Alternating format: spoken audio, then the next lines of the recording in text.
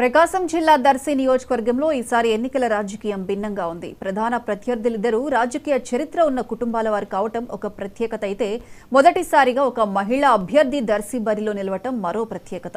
సామాజిక వర్గాల పరంగా కూడా రెండు బలమైన వర్గాలు పోటీలో ఉన్నట్లు లెక్క.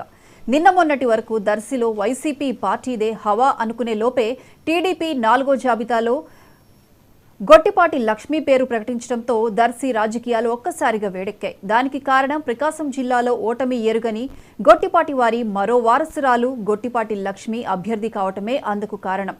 ఆమె పేరు ప్రకటించగానే కూటమి పార్టీల కార్యకర్తల్లో ఉత్సాహం పెరిగింది. మొదట్లో జనసేన అభ్యర్థి బరిలో దిగుతారనుకున్నారు.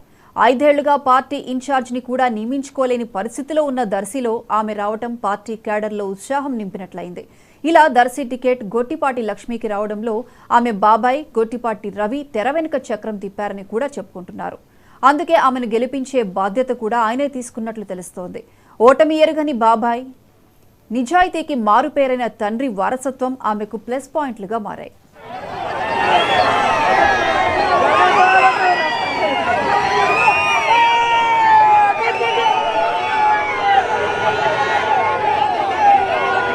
Happy birthday.